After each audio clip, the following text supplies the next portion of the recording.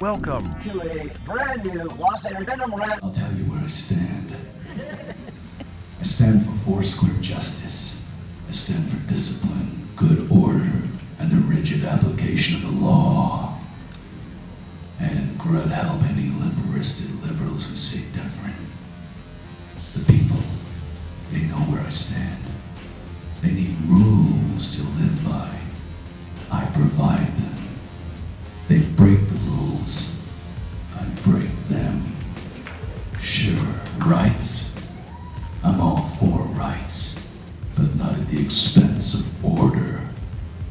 That's why I like to see the Statue of Judgment standing there, towering over liberty. Kind of a symbol.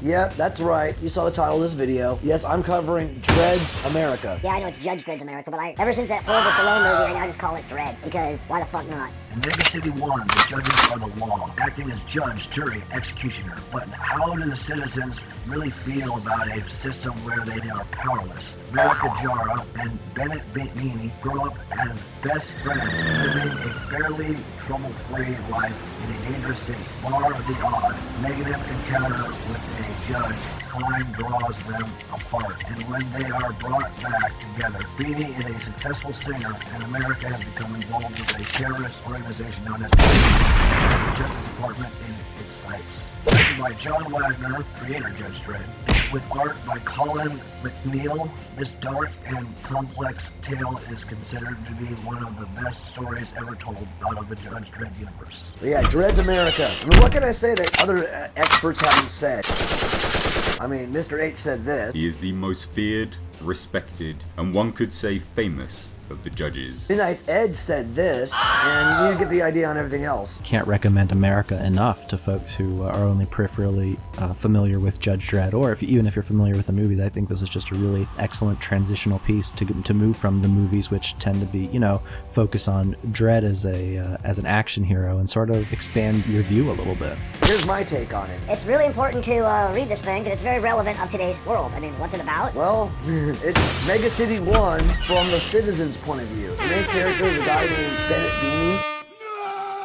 Starts off like him growing up in the ghetto of Mega City 1. He has a neighbor, childhood friend named America, who's basically, their version of Mexican, because they're from south of the mega cities. So that would be Mexico. And, oh dude. Beeny, he's, had a crush on this girl, but she ends up, hooking up with some guy in college, and she becomes like a ultra-liberal activist type, which doesn't really work too well when you're living in a fascist society and you want the world to be a democracy. So the Democratic Party has become basically a terrorist group, because they're not pursuit of death. They start a group called Total War, and they form right after after Mega City 2 gets destroyed by the Apocalypse War, which is like their version of It's World War 3 or 4, what do you want to call it? Welcome to your doom. Kind of the Soviets are back. So yeah, well, all this shit happens, this girl America becomes a member of Total War after this whole thing. And then, meanwhile, we focus on our main character, Beeny. He stays out of trouble, makes a lot of good money becoming a full-time musician, writing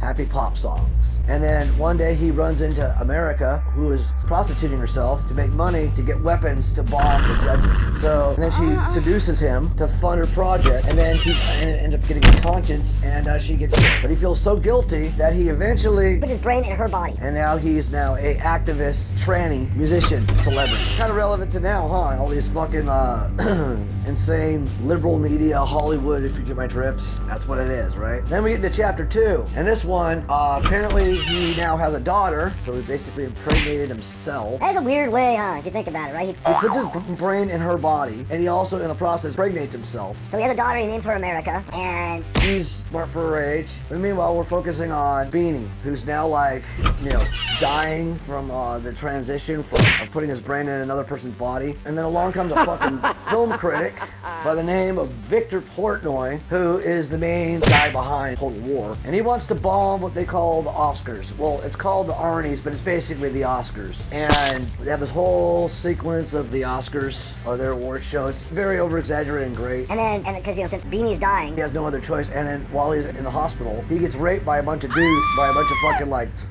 gangsters and shit, gang rape and shit, and the judge just lets it happen. Well, that judge ended up getting fired. he did the whole neglectful police officer shit. That's another parallel to his role. And, since the judge let it happen, fucking... He's now on the side of Total War. Instead of being like an activist, he's now part of Total War. And he's willing to help blow up the fucking Oscars. And then Judge Dredd eventually shows up and apologizes to Beanie for what happened, and Beanie ends up getting a conscience and ends up ratting out the fucking terrorists, or, Total War. But the Total War still ends up gunning down the fucking Oscars, killing a bunch of people in a massacre. Dredd ends up showing up and saving the day, right? And then after all that happens, Beanie finally says goodbye to his daughter before he dies, because processes killing him. And his last thing he does is he enlists his daughter and little America into the judges. And it even says right here, I truly believe that one good judge is worth 1,000 protest marches. At least the judges don't pretend. And then what happened? The final chapter, the conclusion to this 3-part story, where America Beeny is now a cadet and is on her practice test. She has to solve a case with Dredd, and she chooses Dredd. And, dude, it's fucking good.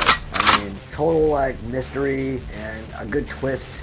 I don't want to spoil too much of it. It's worth the read, and it's just a good it's really tragic because her last form of family is her droid Robert, and spoiler, Robert dies. Yeah, it's pretty surreal. It's as surreal as it could possibly get. And that's it. I recommend this book. Probably one of my favorite things I've read in a while. I mean, come on! There is no overhype. It is the real deal.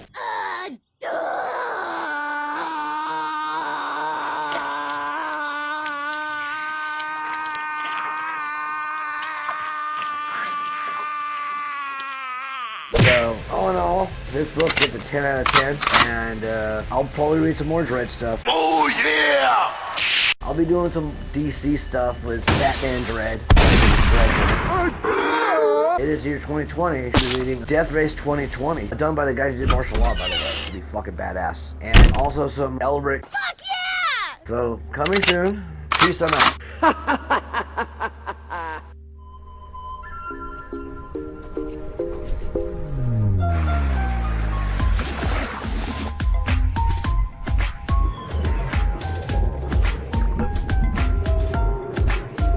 New issue of Lost Anarchy magazine's out. issue number 18 of Lost Anarchy magazine. And, Go fuck yourself. I'm asking all you people, because we're living in a pandemic.